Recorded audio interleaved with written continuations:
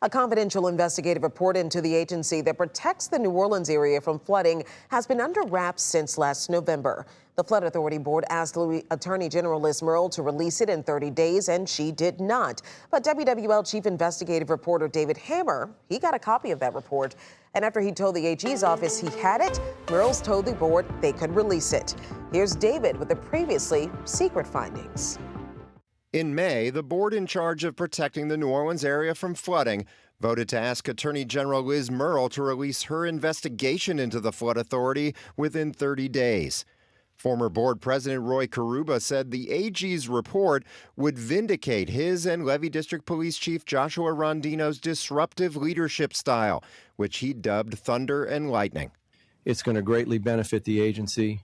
It's going to vindicate a lot of people that have been taking bullets for things that have not been reported accurately, properly, or with integrity by the media. But Murrill did not release the report in 30 days. Carubba resigned from the board, and Chief Rondeno, he's now on administrative leave and under investigation.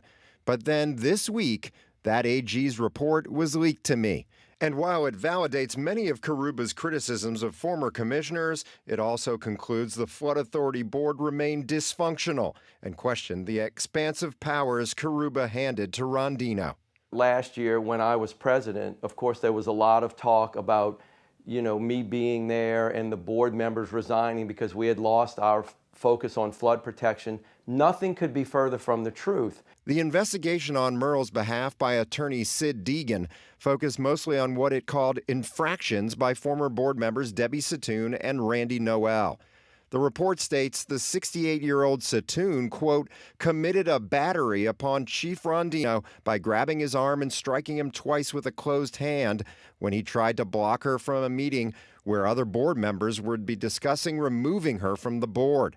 She denied doing that in a recent interview with me. Yes, the woman with 2 bad feet and a bad carpal tunnel wrist, who was holding a briefcase, a purse, and a coat, and opening a door with her right hand, was accused of hitting him.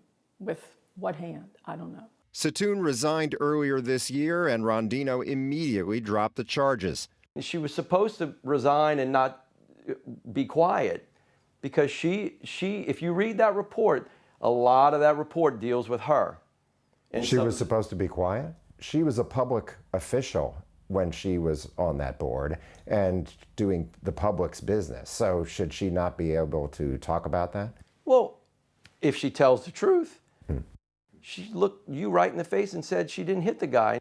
Deegan's report also accuses Satoon of using her personal email to leak board agendas and meeting transcripts to former commissioners and to a reporter at the Times-Picayune. Satoon says those documents were public anyway. Do you think that there's justification in a board member making sure that the public knows about what's going on, even if it's a leak? Again, David, there's a process. It's called a public records request.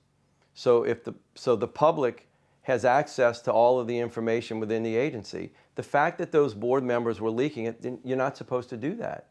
But I got this report through a leak. Well, okay, well, that's good for you. And I'm glad to the extent that the information's out there. In the context of the day-to-day operations and in the context of why I was put there, those board members were leaking that information to subvert the efforts of the governor. The report also states Satoon, Noel, and other former board members, quote, blatantly violated Louisiana open meetings law by talking behind the scenes about replacing Rondeno as appointing authority for the agency. But Satoon said the commissioners were fighting back against Carubba and Rondeno, getting that vote removed from the agenda at the last moment. And Deegan did find those board members had cause to replace Rondeno, writing the police chief lacked experience, quote, in matters related to flood and drainage control, any managerial or technical experience beyond a police force, or even a bachelor's degree.